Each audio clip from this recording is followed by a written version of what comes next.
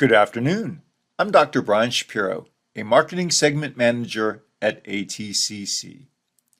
Thank you for joining us for the latest installments in the ATCC Excellence in Research webinar series. It's entitled Accelerate Cancer Immunotherapy Drug Screening with Immune Checkpoint Reporter Cell Lines and is presented by Dr. Haiyun Chan. Dr. Chang is a scientist in immuno-oncology research and development at ATCC. In this presentation, our speaker will present new reporter cell lines that have high endogenous expression of immune checkpoint molecules. She will then discuss the application of these novel reporter cell lines in gamma interferon stimulation assays and immune cell co-culture assays and share insights on how these cell lines can be adopted into your checkpoint reporter workflows. If you have any questions for our speaker, please use the chat function available through the webinar program. All questions will be answered as time allows at the end of the presentation. The recorded webinar presentation will be archived on the ATCC website, www.atcc.org. So with that, I'd like to welcome Haiyun Chang. Thank you, Brian, for the kind introduction. Good afternoon, everyone, and thank you all for joining us today. My name is Haiyun Chang, a senior scientist at ATCC. Today, I'm going to talk about how to streamline cancer immunotherapy drug screening with our novel immune checkpoint reporter cell lines.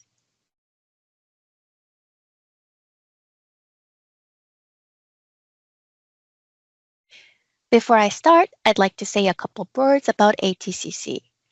Founded in 1925, ATCC is a nonprofit organization with headquarters in Manassas, Virginia, and an R&D and services center in Gaithersburg, Maryland. We possess the world's largest biological materials and information resource for cell culture. We are an innovative R&D company featuring gene editing, assay-ready cells, and advanced models such as the immune checkpoint inhibitor reporter cell lines that I'm presenting today.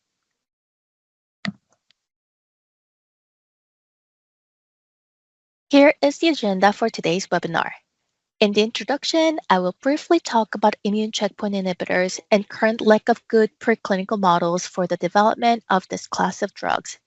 Next, I will explain how we developed our immuno-oncology luciferase reporter cell lines, followed by characterization of the reporter cell lines. I will also show some application data of the reporter cell lines and close the session with a summary.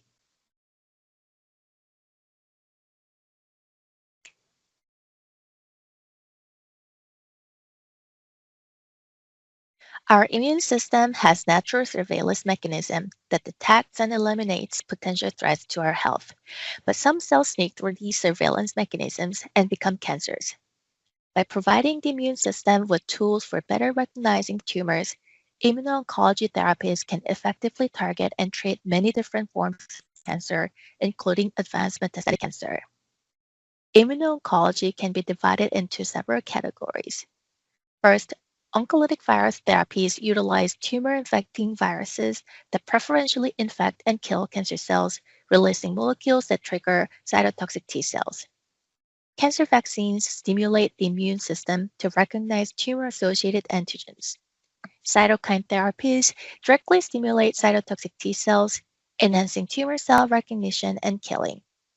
Not shown in this diagram, but another category of immuno-oncology includes bispecific antibodies that bring T cells and tumor cells in close proximity to each other for enhanced tumor cell recognition and killing.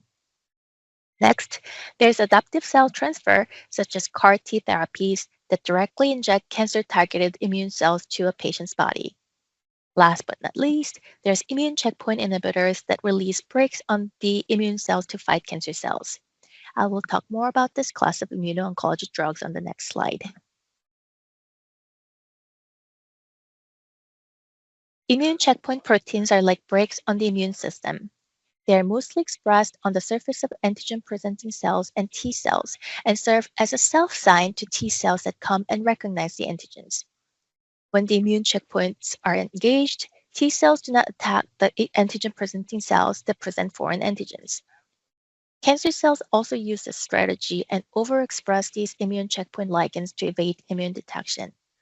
Therapeutic antibodies, also known as immune checkpoint inhibitors or ICIs, bind and block these immune checkpoints, allowing immune activation and cancer cell killing. The use of ICIs in cancer treatment has rapidly expanded over the past decade. Patients who are treated with ICIs experience prominent and durable responses and increased quality of life.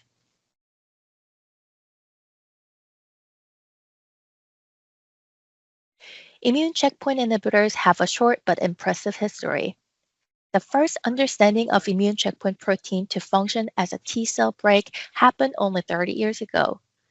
After the discovery of CTLA4 as an immune checkpoint protein in 1995, in 1999, PD-1 became the second immune checkpoint protein to be discovered, and the discovery of LAG-3 followed in 2005. The first ICI to be approved by the FDA was ipilimumab in March 2011 for metastatic melanoma targeting CTLA4. In 2018, Doctors James Ellison and Tasuku Honjo received Nobel Prize in Physiology or Medicine for their discovery of checkpoint inhibition. As of June 30th, 2024, FDA has approved 13 ICIs targeting CTLA4, PD-1, PD-L1, or LAG-3 to treat multiple cancer types. This picture shows how widely applicable the immune checkpoint inhibitors are in the field of cancer immunotherapy. The ICIs are now approved for treating more than 20 cancer types, as well as for treating any type of solid tumor characterized by the presence of a certain molecular characteristics. Even after about 2 decades of explosive growth, however, considerable challenges remain in development of immune checkpoint inhibitors. In their heavily cited review paper published in Immunity in 2020, Doctors Hedge and Chen picked development of preclinical models as the number one challenge for cancer immunotherapy. One of the major challenges in developing preclinical models is the intrinsic complexity of cancer immunology study models. Currently in the market, there are in vitro artificial systems available comprised of cancer cells that are engineered to overexpress certain immune checkpoint molecules, and non-cytotoxic T cells that are engineered to express T cell activation signaling reporter genes. These in vitro systems are relatively easy to use, and the results are generally reproducible, but since the cells are artificially engineered, the subsequent intracellular events following immune checkpoint inhibitor-induced immune activation are missing from the system, which is crucial in maintaining the physiological relevance of the system. Another frequently used model type is syngeneic or humanized mouse models. These are classic immunology models that enable us to understand the immunological mechanisms as a whole and test potential therapeutics. However, the interspecies disparity between the mouse and the human immune system is inevitable. The fully human ex vivo assay models that utilize human T cells and human cancer cells solve this issue. These are typically co-culture assay models of primary immune cells and patient samples that maintain physiological relevance, unlike the artificial models. However, the intrinsic donor variability issue makes it especially difficult to obtain reproducible results using these assay models. So, what's the solution? A physiologically relevant assay system that can generate highly reproducible data would be the solution. So at ATCC, we have developed the immune checkpoint reporter cell lines that endogenously express high levels of immune checkpoint molecules. These reporter cell lines provide the physiological relevance that is more relevant and more predictive to the in vivo events, unlike the currently available artificial in vitro assay models. We have also achieved high reproducibility with these reporter cell lines by utilizing immortalized cell lines that eliminate the donor variability issue that is intrinsic to the donor-dependent human ex vivo assay systems. And by inserting luciferase reporter gene, the cell lines allow convenient data collection and enable reliable measurement of the potency and stability of immune checkpoint inhibitors. And through the next set of slides, I will explain more in detail how we developed the immune checkpoint luciferase reporter cell lines. For physiological relevance, we first wanted to find the cell lines that naturally express high levels of immune checkpoint proteins. We performed protein profiling by flow cytometry of over 50 cancer cell lines of various origin available at ATCC. The cell lines were profiled for both inhibitory and co-stimulatory immune checkpoint molecule ligands in the presence and absence of interferon gamma, a cytotoxic cytokine released by the immune cells. A heat map was generated based on the median fluorescence intensity, and each column was color-coded separately to avoid cross-comparison among different antibodies. The data here show which cell lines endogenously express which immune checkpoint proteins, and we selected our candidate reporter cell lines based on this information. As highlighted in the table, the three immune checkpoint reporter cancer cell lines that we're going to introduce to you today were developed from MG63, a breast cancer cell line with high expression of CD155, a TIGIT ligand, and NCI H1650, a lung cancer cell line which expresses a high level of B7H3, and HGC 827, another lung cancer cell line that endogenously expresses a high level of PDL1. We also performed protein profiling by a flow cytometry of T cell lines and primary T cells available at ATCC. The cell lines were profiled for both inhibitory and co-stimulatory immune checkpoint receptors. As marked in the table, the two immune checkpoint reporter T cell lines were developed from SUBT1, a CD4 and CD8 positive T cell line with a high endogenous expression of PD1, and MJ, a CD4 positive T cell line, which expresses high levels of TIGIT and GITR.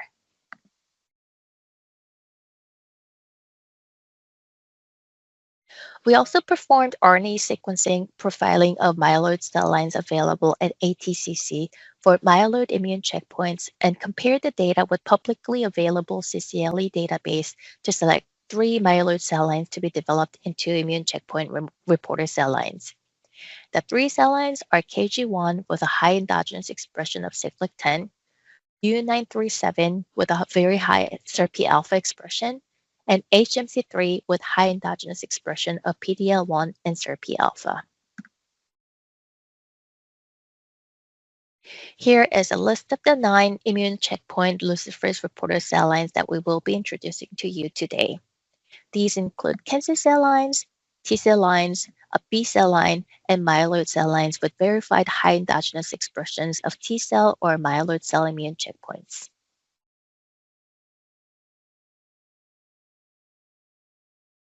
After identifying the cell lines that endogenously express high levels of immune checkpoint proteins, we devised a reporter assay system that utilizes a luciferase reporter gene for an easy, rapid, and sensitive quantification of the target gene expression. For the cancer cell lines, we inserted lenti-gas-Luc2P plasmid that contains a luciferase reporter gene under the control of gamma interferon activation site or gas response element. So when the interferon gamma is released from the immune cells and activates the JAK-STAT pathway, it would induce the transcription of the luciferase reporter gene. For the T cell lines, we used NFAT as a promoter of luciferase gene to detect NFAT signaling pathway activation. And for the myeloid and B cell lines, we used NF-kappa B as the promoter to detect NF-kappa B signaling pathway activation. After the viral transduction of the plasmid into the selected cell lines, the cells were then enriched by puromycin selection, and single cells were isolated by automatic cell sorting. The single cell clones were expanded and evaluated by interferon gamma stimulation or any other subsequent cytokine stimulation. The clone that yielded the brightest luminescence upon interferon gamma or cytokine stimulation was selected to be developed into the immune checkpoint reporter cell lines.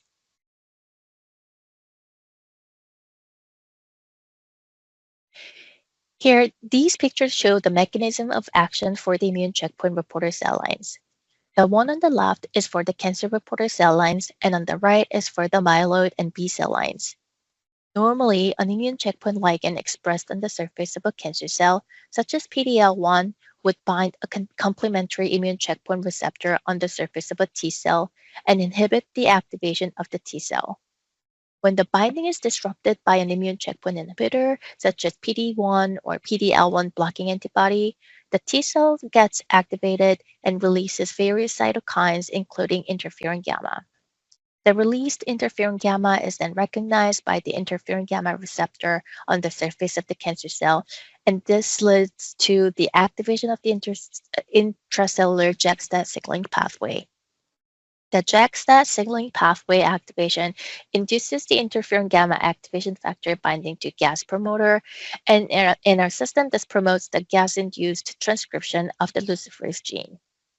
This series of events produces easily detectable bioluminescent signal that enables reliable measurement of the potency and the stability of the immune checkpoint inhibitor. The mechanism works similarly for our other cell types.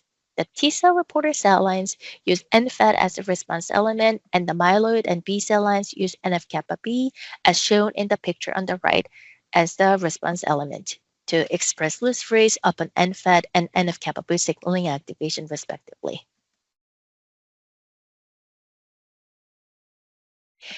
Now I would like to take some time to talk about our work in ensuring that these reporter cell lines maintain physiological relevance to their original parental counterparts. For the characterization of the cell lines, we verified that the physical properties of the unmodified parental cells are preserved in our luciferase modified reporter cell lines following viral transduction. First, we show representative microscopy images of our reporter cell lines. For each cell line, the left is the parental cell line, and the right side is the gas loop 2, NFET loop 2, or NF-kappa B loop 2 modified counterparts. As you can see, the morphology of the modified cell reporters exhibit no discernible physical differences compared to their parental counterparts.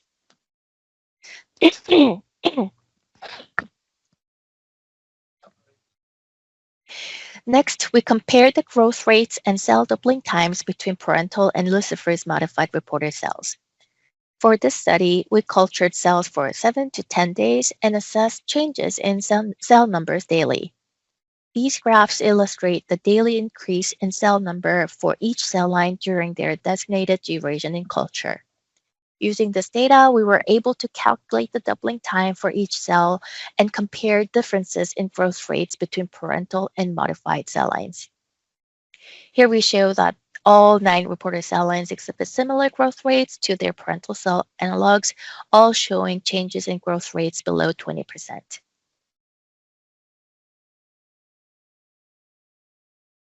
Additional studies were conducted to ensure that the high target expression in each luciferase modified cell line was comparable to their parental equivalents.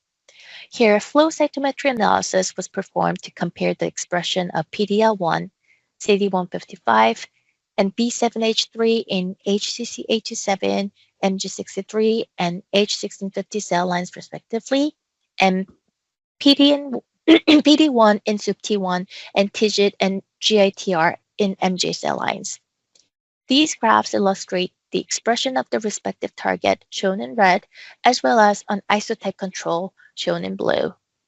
Expression of the parental cells are shown on the left, whereas their luciferase modified cell counterparts are shown on the right. For all reporter cell lines, the target expression was shown to be comparable to their unmodified parental cell lines. More flow cytometry results are shown here to compare the expression of LILRB1 and B71 in PDCM, SIRPA alpha in U937, cyclic-10 in KG1, and PDL1 and SIRPA alpha in HMC3 cell lines. Again, all reporter cell lines showed comparable target expression to that of their unmodified parental cell lines.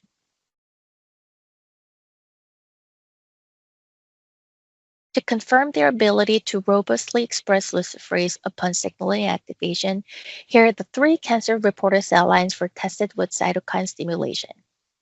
All three cell lines demonstrated high sensitivity to 24-hour interferon gamma administration, especially HCC827 gas2 cells exhibiting on average 15-fold increase in luminescence relative to untreated controls following 0.01 nanogram per mil interferon gamma administration.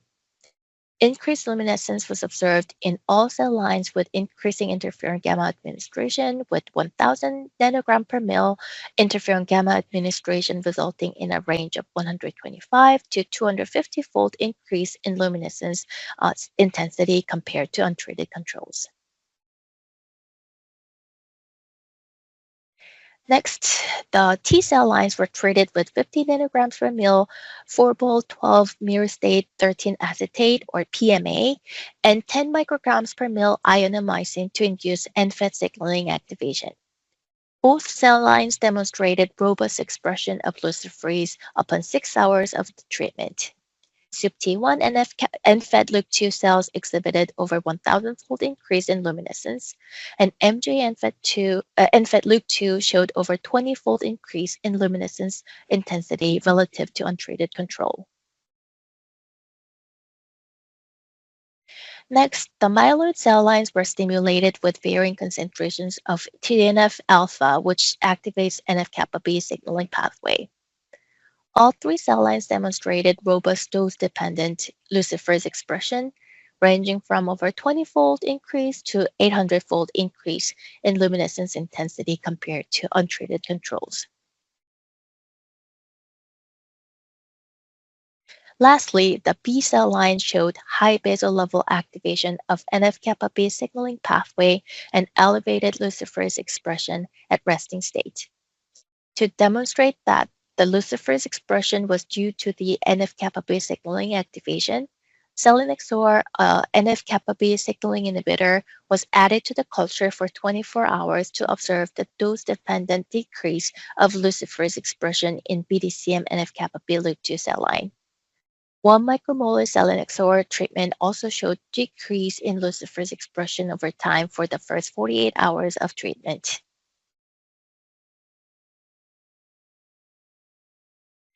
Now I want to switch gears and discuss some of the application data we generated, showcasing some of the functional studies of these modified cell lines.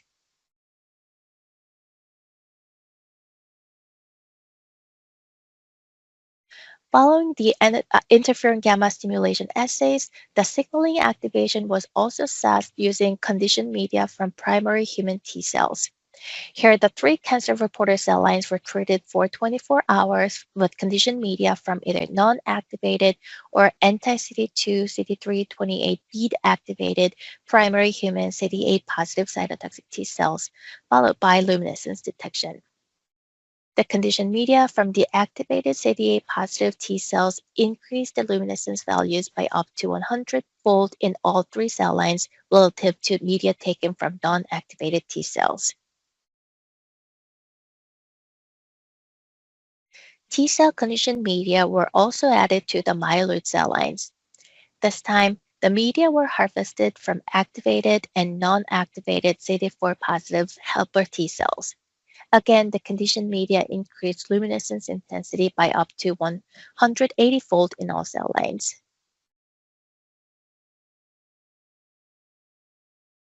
Next, the ability of the cell lines to serve as a checkpoint inhibitor reporter was evaluated by primary human CD8 positive cytotoxic T cell co-culture studies.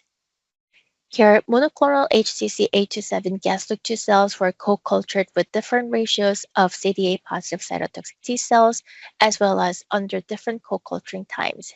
The cells were also administered various concentrations of either PD-L1 monoclonal antibody or isotype control IgG1. Increasing the PD-L1 antibody concentrations in the co-culture models resulted in a dose-dependent increase in the luciferase expression, exhibiting a 3- and 5-fold increase of luminescence intensity relative to untreated controls under the conditions of 24 and 2-hour co-culture incubation period, with 1:1 and 1:10 ratios of HCC827 gas-2 to CD8 positive T cells, respectively. In contrast, increasing isotype control IgG1 concentrations failed to induce any increase in luminescence intensity from HCC827 gas loop 2 cells relative to untreated controls.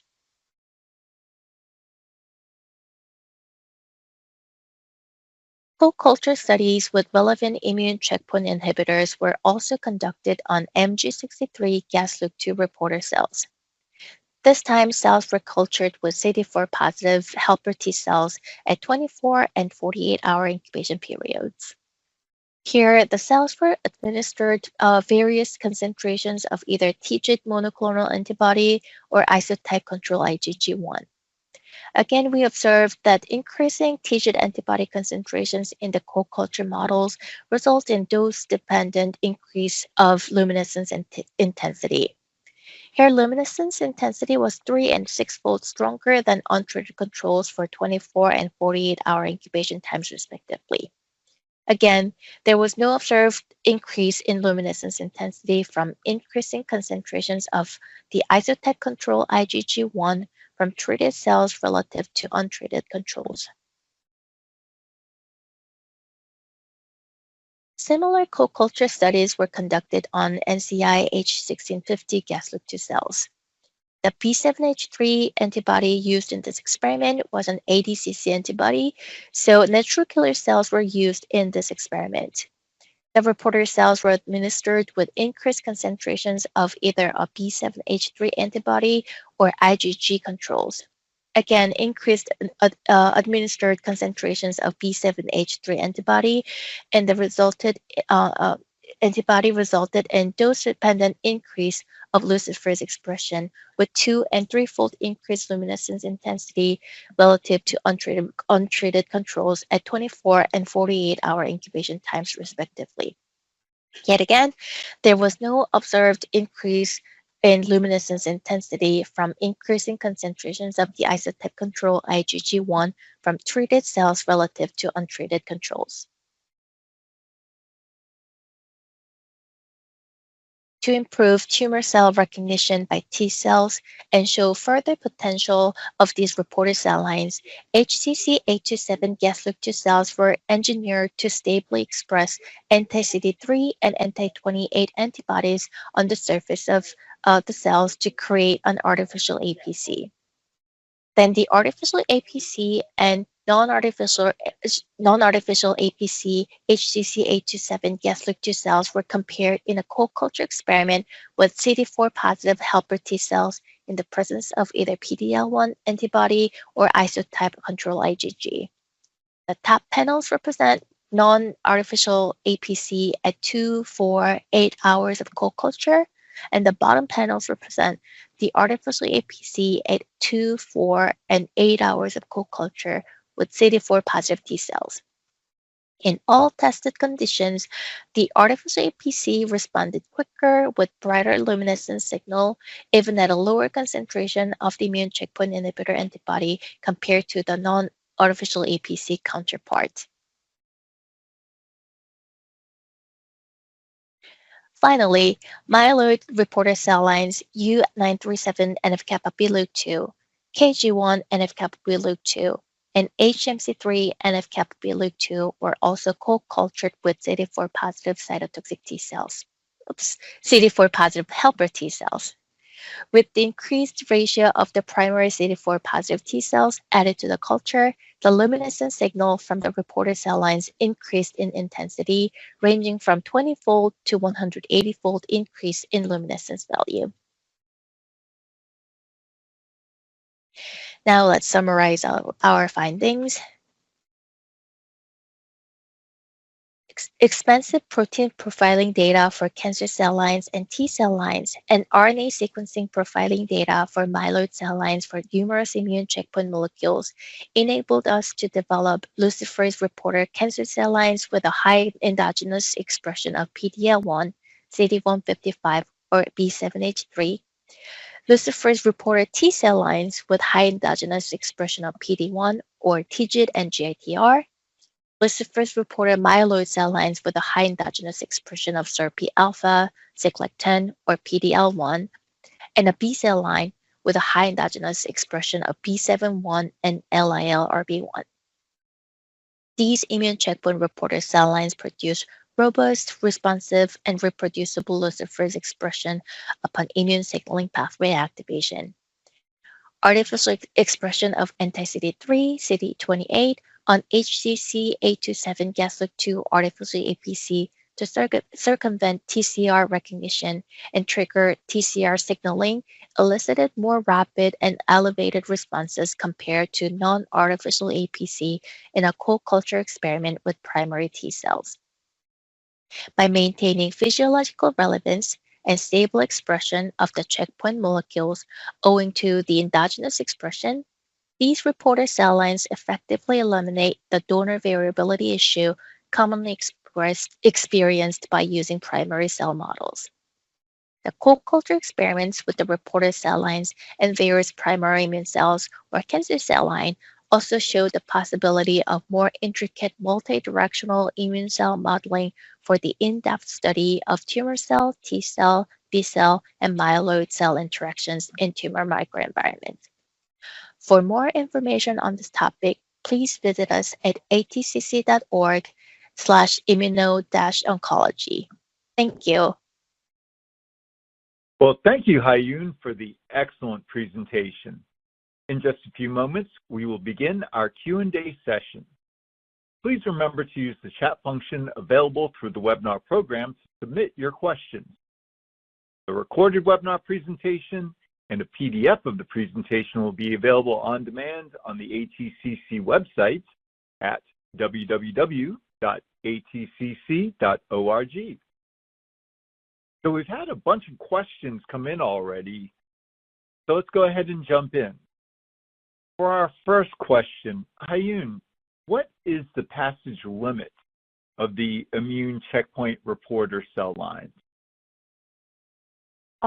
So we tested and confirmed the robust expression of luciferase in all of these cell lines at over 30 population doubling levels. Okay. We've had a couple of questions come in that are around the co-culture assays. So for the first one, is it necessary to use activated T cells for co-culture? That's a good question. So activated T cells release high levels of cytokines, so the immune checkpoint reporter cells will respond to it and will emit strong luciferase signal. However, if you want to test immune checkpoint inhibitor, then activated T cells, you will want to see the difference between the without immune checkpoint inhibitor and with immune checkpoint inhibitor. And if the T cells are already activated, then it'll be difficult to see the role of the immune checkpoint inhibitor that activates the T cell. So you might want to start with the T cells with a little lower activation level so that your immune checkpoint inhibitor can activate the T cells, and you can see you can keep the background signal low. Nice. And then the next one, it's actually three questions that have come in. But first of all, how did you co-culture the checkpoint reporter cells with the T cells? Did you use CD8 positive T cells or CD4 positive T cells? And then what are your recommendations for optimizing co-culture conditions? So you can use either CD4 positive T cells or CD8 positive T cells. But one thing to remember is that CD8 positive T cells are cytotoxic T cells, so they are going to kill the cancer cells. And if the cancer cells are killed, they won't express luciferase anymore, so you will actually see a decrease in luciferase level. So when you optimize the co-culture conditions, first thing to make sure is that your T cells, you're using the subset of T cells that release the cytokines that these immune checkpoint reporter cells are responding. So for example, interferon gamma or TNF alpha for the myeloid cell lines. And the second one is that make sure that if you're using CD8 positive T cells, then you're make sure to look at the co-culture data at early stage before the T cells start killing the cancer cells. Nice, nice. Now, back over to activating T cells. Can you share how does ATCC activate the T cells in our own hands, that is? Sure. So we use commercially available antibiotic bead particles loaded with biotin-related antibodies against human CD2, CD3, and CD28. Okay, very nice, very nice. Now, in your presentation, you shared quite a bit of protein profiling data. How can the customer or the listener get that protein profiling data for the immune checkpoint reporter cell lines? If you please go to the ATCC product website of each cell line. Then there you will find relevant information under the section of characteristics. If any further information is needed, please contact ATCC customer service directly, and they will forward your specific questions to us, ATCC R&D. Great. And, you know, the next couple of questions are really around how can the listener be sure that the checkpoint cell lines are going to work in their experiment. For example, is there access to the application data? Where else have we presented this data? Things like that. So application data is available through the ATCC website under resources on www.atc.org. And these cell lines are tested using the cancer cells and T cells that are cancer cells, T cells, and myeloid cells that we have verified for their immune checkpoint expressions. So please go to ATCC website and check out the application data that have all these information available. Great, great. And what if the listener has a question specifically around the data, or just around the product in general? I would recommend going to the ATCC website and search for the product. And then each product has resources that you can download and see for the application data or what the products are for, and all of the available resources are there. Right, right. And you can also reach out to our customer service directly, right? And speak to a technical service representative. Mm-hmm. Yes, and they will forward the questions to us.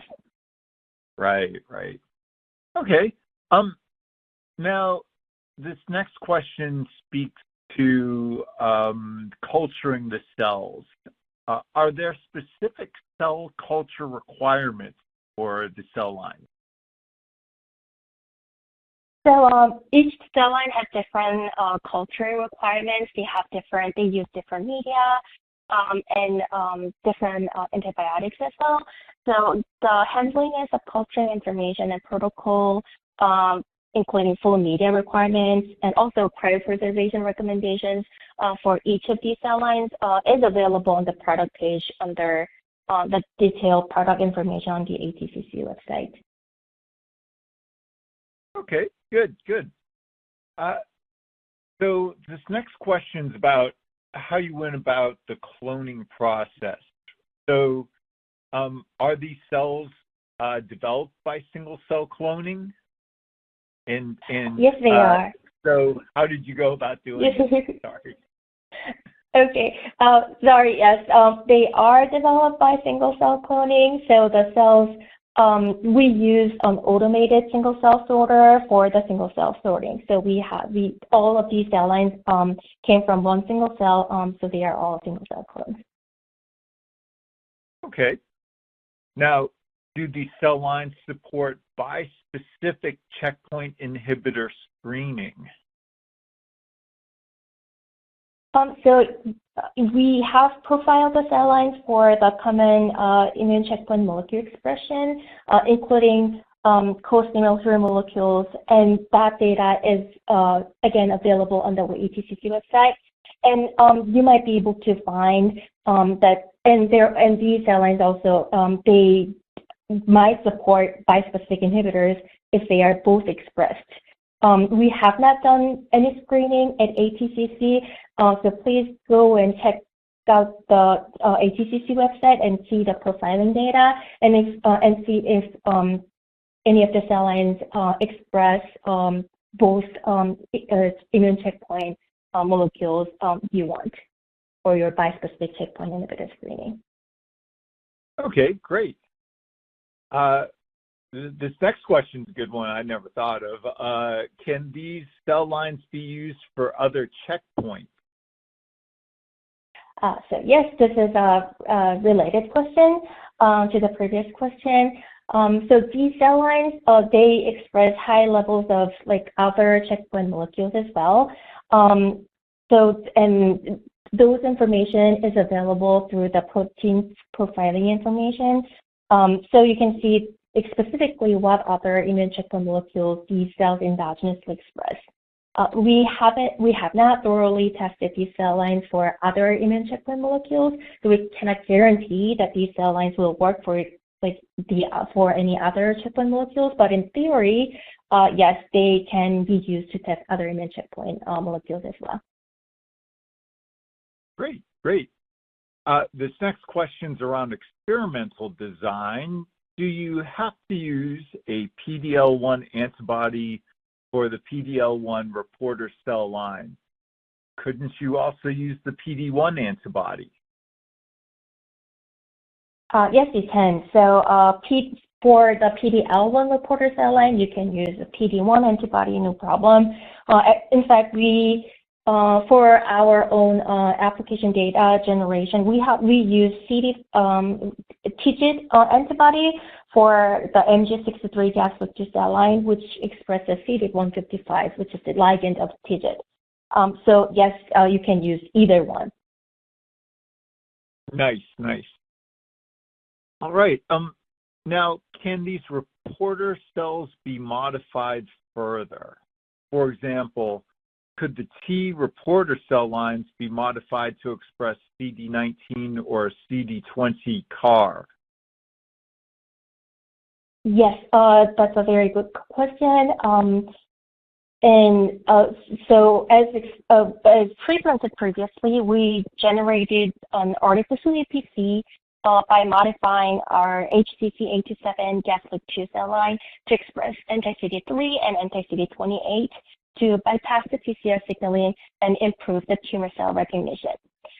So even if the cancer cells and T cells, even if they are not from the same species, and if the MHC is not matched, then you can modify these cell lines and make them bypass the TCR recognition.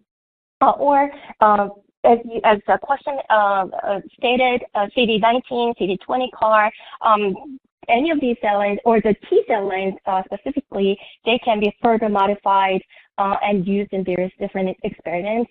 So the T reporter cells can be modified to express CARs to meet your experimental needs. Great, great. So I just want to segue over to a question that had just come in. So then for the co-culture experiments, do the cancer cells and T cells have to be from the same species? Do they have to be MHC matched?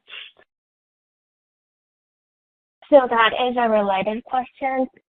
So we have only tested these cells from the same species for that exact reason. But it is very difficult since these are cell lines that there is if you're using, for example, primary T cells, then there will be the donor donor variability issue. But then these cells were tested to work to bypass that issue, but you can also modify these cell lines to have an artificial APC as we did at ATCC, and that will solve that issue, and they will respond even better with the artificial APC setting. Great, great. All right. Can these cells be used in 3D culture format? That is another very good question. And we see like more and more researchers interested in 3D cultures these days. And yes, the cells can be used in 3D culture. And internally at ATCC, we have used these cells in 3D cultures. And the signal is very robust and sensitive. We actually see these cell lines work even better in 3D settings than 2D settings when we compare these cell lines with the conventional methods such as ELISA. All right, nice, nice. Now, we have one final question that's come in, so I'm going to make this last call for questions. If anyone has any others, go ahead and submit them now, please. So, Hayoon, what QC tests have been performed by ATCC on these cell lines? So the full list of QC tests for each of the cell lines is under the detailed product information on the product page at ATCC website. But we perform bacterial tests, fungal tests, mycoplasma tests, virus testing, and all of the functional tests, and we also fully STR profile these cell lines.